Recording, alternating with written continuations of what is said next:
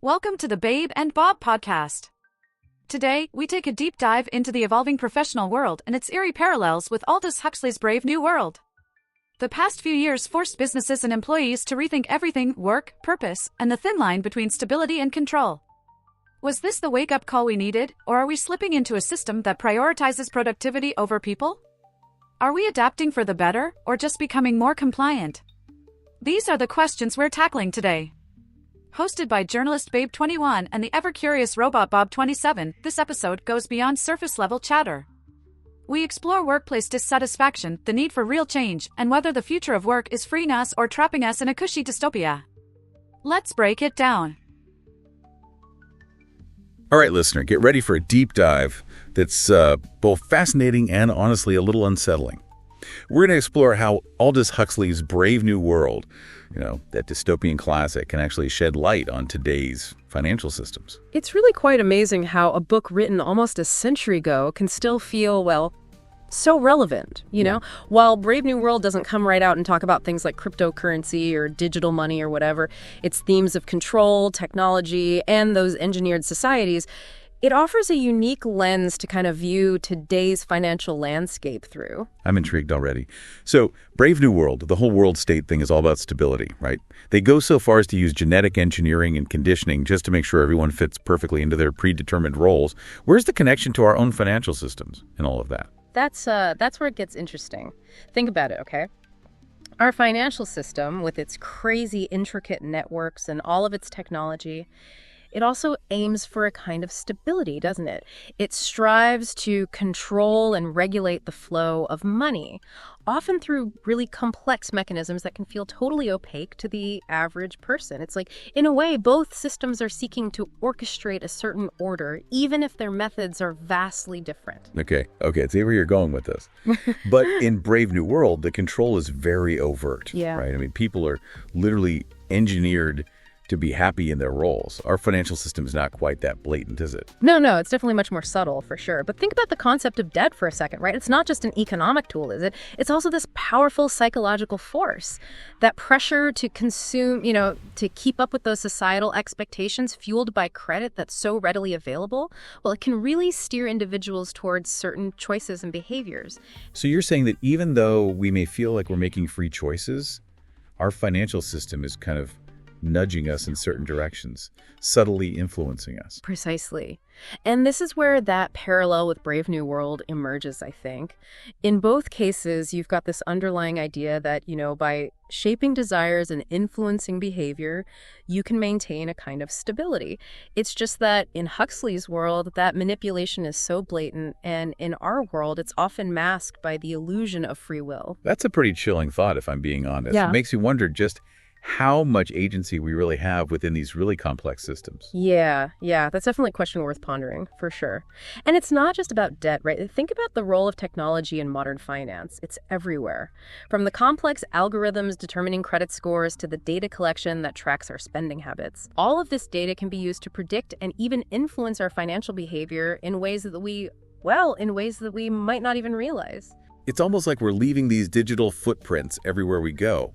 And those footprints are being analyzed to figure out how to sell us things, how to keep us participating in the system. Exactly. And this brings us to another parallel with Brave New World, I think. Remember how the world state uses all that technology for genetic engineering and conditioning? Well, in our world, technology plays a similar role in shaping and controlling financial behavior, just in a less overt way, I guess you could say. I'm starting to see how these dystopian novels can offer a really interesting perspective on the systems we kind of take for granted every day. I think they act as these cautionary tales, urging us to be more aware of the subtle ways in which power operates, even within systems that appear on the surface to be totally benign or beneficial. You mentioned that comparing Brave New World with George Orwell's 1984 can also be illuminating. How do those two dystopian visions differ in terms of the whole control thing? That's a great point to bring up. While both novels depict these societies where individual freedom is being suppressed, they go about it in very different ways. In Brave New World, it's all about pleasure and distraction, right? Mm-hmm. People are conditioned to be content with their lot in life, even if that means they're sacrificing true individuality. It's like they're given just enough pleasure and enough consumer goods to keep them from questioning the system. Exactly. In 1984, on the other hand, control is maintained through fear, surveillance, and good old-fashioned brute force. It's just a much more oppressive and totalitarian regime, that one. So Brave New World control is more insidious, while in 1984, it's just straight up in your face. That's a pretty good way to put it, I think. And what's really fascinating is that we can actually see elements of both methods at play in our modern financial systems. We have that, seductive power of consumerism that's fueled by easy credit, which aligns with Brave New World's approach, right? But we also have those increasing levels of data collection and surveillance, which resonate more with 1984. So it's almost like we're living in a blend of those two dystopian visions, a sort of scary cocktail. So where does that leave us? Are we just doomed to repeat the mistakes of those fictional societies? Not necessarily, no. I think the key takeaway here is awareness. By really understanding how these systems function, how they're influencing our behavior, and just where those potential pitfalls lie, we can start to make, more informed choices. We can question the status quo, we can demand greater transparency, and we can really advocate for systems that prioritize, individual well-being and, of course, freedom. That's a much more optimistic outlook than I was expecting, I got to be honest. So you're saying that even though these dystopian novels present this, rather grim view of the future, they can also, empower us to create a different reality. Absolutely. They absolutely can. They serve as a warning, for sure, but also as a call to action. They remind us that you and I, and everyone listening, we have a choice in how we participate in these systems. We're not just passive bystanders, are we? We have agency. This idea of individual agency within these systems is something I really want to explore further, I think. But first, let's take a quick break. All right, we'll be right back with more of this deep dive into Brave New World and its connection to all of these modern financial systems we find ourselves in. It's fascinating when you really look at both Brave New World and 1984. A recurring theme that you see again and again is the suppression of individual thought. Like in Brave New World, that's achieved through, that engineered contentment and all the distractions, whereas in 1984, it's very much through fear and that constant surveillance. That is a really interesting parallel. So how does this whole idea of suppressing individual thought relate to our modern financial systems? We don't exactly have thought police monitoring every single financial decision we make, right? True. But consider this for a second. The less we really understand about how this system actually works, the more likely we are to make decisions that benefit the system instead of, benefiting ourselves. Yeah. Okay, yeah, I see what you mean. If we're not financially literate, we don't really grasp things like, let's say, compound interest or, different investment strategies, then we're just more likely to fall prey to those predatory lending practices, right? Yeah. Or even just make poor financial choices in general. Precisely.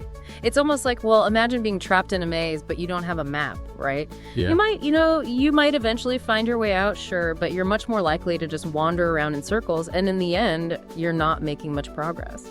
So financial literacy is kind of the key to reclaiming that individual agency we were discussing before, that ability to make choices for ourselves. Absolutely. The more we understand about personal finance, the better equipped we are to navigate the system on our own terms. It's about breaking free from that sense of helplessness, and realizing that we actually have the power to make choices that really align with, our values and our own personal goals. But let's be real for a second. Financial literacy can be such a daunting topic, can't it? There's just so much information out there. It can feel pretty overwhelming, especially for someone who's, just starting out.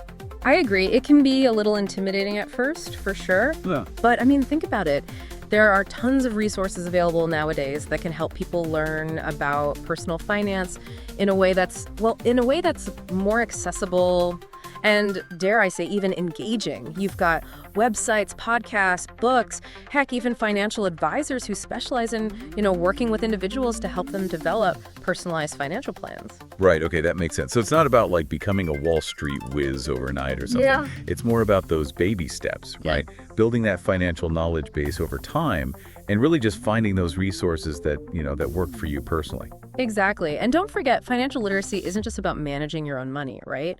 It's also about understanding that larger financial system as a whole, how it impacts society, and ultimately, how we can advocate for change within that system. So it's about becoming an informed citizen, not just a savvy consumer. Precisely. It's about recognizing those power dynamics that are at play within the financial system, and then really using our knowledge to challenge those dynamics, especially when they're, well, unjust or unsustainable. That reminds me of something that Ricardo Chacur wrote in that admirable New World article. Remember, he was talking about the need for individuals to kind of adapt to the changing realities of the workplace, especially in the wake of the pandemic and everything. Oh, yes, absolutely. He makes a strong argument that instead of just, passively accepting the status quo, we really need to embrace this idea of lifelong learning, to constantly be updating our skills and our knowledge base if we want to thrive in this world that's, well, let's face it, in constant flux. And he uses the example of GymPass, right? Yeah. That corporate fitness platform, to illustrate this whole point about adapting. Exactly. GymPass saw this huge surge in demand during the pandemic, as you can imagine. People were stuck at home. They were looking for ways to stay active and healthy while they were, working remotely. And the company adapted brilliantly to this shift. They expanded all of their offerings to include not just, the typical physical fitness stuff, but also resources for mental well-being. So it's really not just about adapting to, the demands of the job market, right? It's also about taking care of ourselves holistically, recognizing that, our physical health, our mental health, and even our financial well-being, it's all interconnected. Absolutely. And I think that's a really important point to emphasize. Financial well-being isn't just about, having a ton of money in the bank. It's about cultivating a healthy relationship with money, one that truly empowers you to live a life that, that aligns with those values and goals that we were talking about. That's a really insightful way to frame it. It's not about, chasing some arbitrary definition of financial success, is it? It's more about finding that balance that works for you personally, that balance that allows you to feel secure and, of course, fulfilled, and really just in control of your own life. Precisely. And I think that's where the real power of individual agency lies. It's not about, rejecting the whole system altogether. It's more about finding those ways to navigate it in a way that serves you best rather than the other way around. Now, we've talked a lot about, the potential pitfalls of our current financial system, all those ways in which it can subtly control and influence our behavior. But what about the flip side of that? Are there aspects of the system that can actually be, beneficial, aspects that can empower individuals? That is a fantastic question, and I think it's super important to acknowledge that not everything about our financial system is inherently bad. For example, think about access to credit. That can be a really powerful tool for individuals and businesses alike. It can allow people to, buy homes, start businesses, or even invest in their education, things that might otherwise be totally out of reach, right? Right, so it's more about using these tools responsibly, understanding the risks and the rewards, and just not letting debt become this burden that kind of dictates your choices and ultimately, your life. Exactly. And there are definitely other aspects of the system that can be quite empowering. Think about, the rise of financial technology, or what we call fintech. There are apps and platforms out there now that make it easier than ever to, budget, invest, and manage your money effectively. These tools, they're actually democratizing access to financial services and putting more control in the hands of individuals. It's kind of like taking the power away from those large, kind of opaque institutions and giving it back to the people, right? To the everyday person. Precisely. And there's also this growing movement toward ethical and sustainable investing, which I think we touched on a bit earlier. This approach really allows individuals to, align their investments with their values, supporting companies that are actually trying to make a positive impact on the world. So it's about recognizing that we actually do have choices within the system, that we can use our financial power to support the things we genuinely believe in. Exactly. And I think that's such an important takeaway for everyone listening. Even though we've explored some of those darker aspects of financial systems, it's crucial to remember that we have agency, right? We can choose to be informed, to be intentional, and to really use those financial resources we have to create a world that better aligns with our values. That's a really powerful message. And it's a good reminder that even in a world that can sometimes feel like one of those dystopian novels we've been talking about, there's still hope. Right. We still have the power to shape the future, both individually and collectively as a society. Absolutely. And perhaps by engaging in these conversations, by questioning the status quo, and by really demanding more from these financial systems, we can move a little bit closer to that vision of a world where finance is a force for good, not a tool for control or oppression. Well said. Well said. Now, we've covered a lot of ground in this deep dive, from those chilling parallels between Brave New World and modern financial systems to, those practical steps we can actually take to reclaim our individual agency. But before we wrap things up, I want to kind of circle back to something you mentioned earlier about the role of technology in both, shaping and controlling our financial behavior. Can you maybe elaborate on that a little bit more? Of course, of course. I think one of the most significant developments in recent years has been, the rise of big data and algorithms in finance.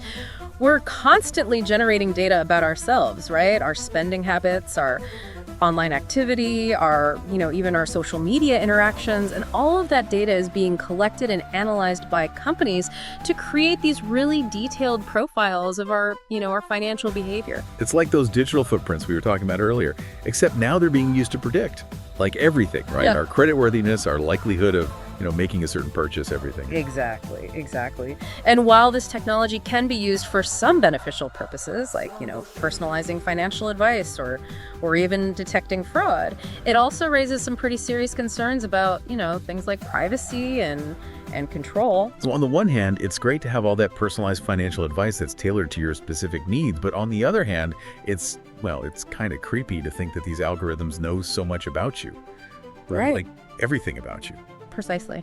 And then there's the whole issue of algorithmic bias, which we touched on a little bit earlier.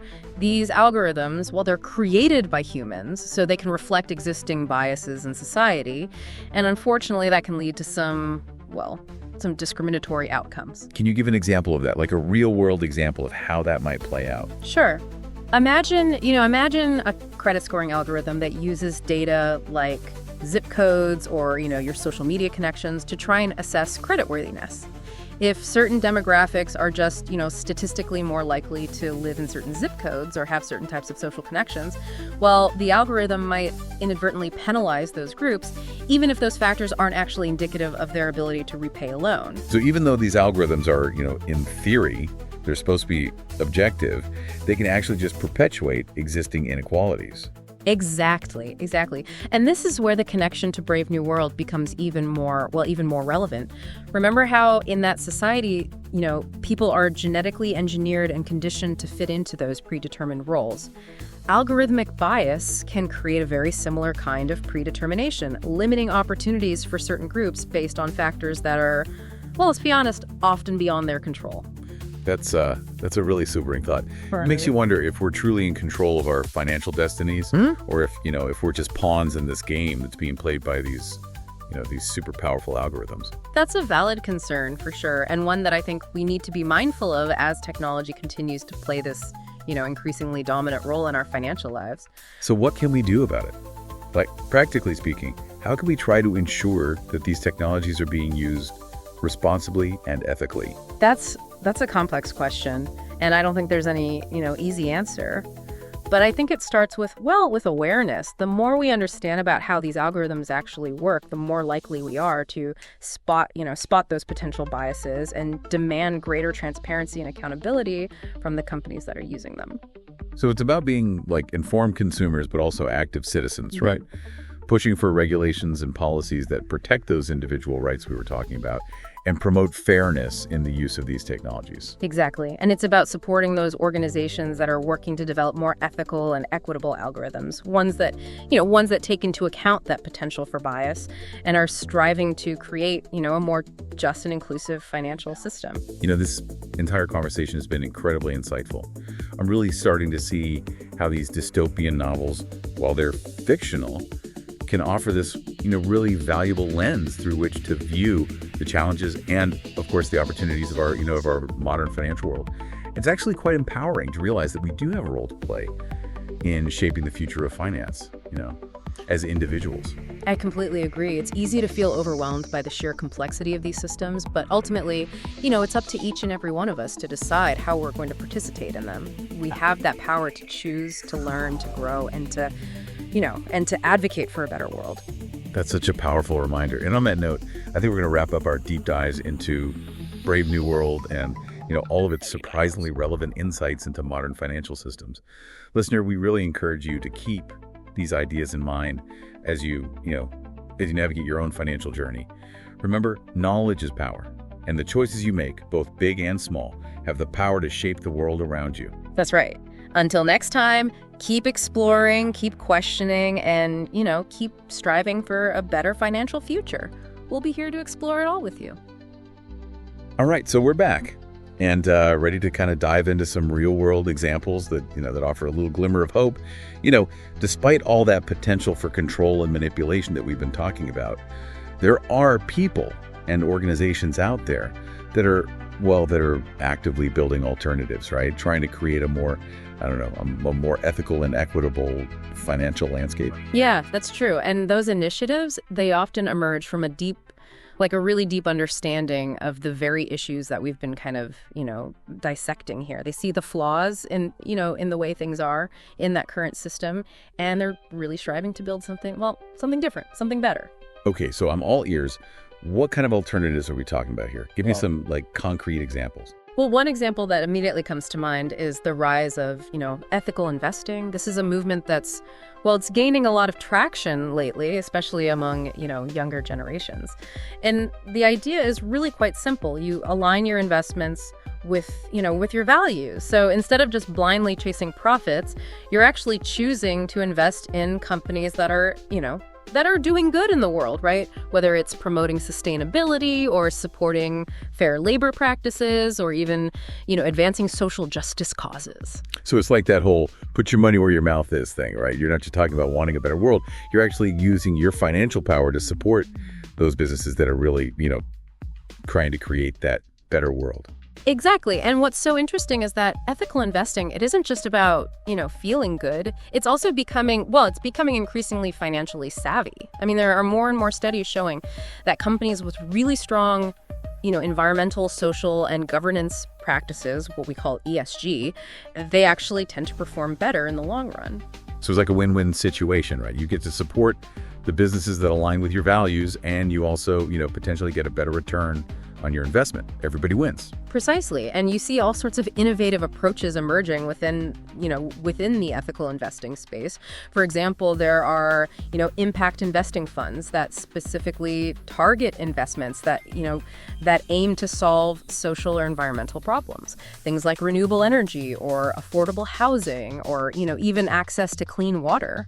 That's really amazing. It's like, taking that whole concept of conscious consumerism to a whole new level. Absolutely. And then there's also the growing movement toward community-based finance. This one, it seeks to create more democratic and localized financial systems. Think about things like credit unions, right? Where the members pool their resources and lend to each other at these, affordable rates. Or, what else?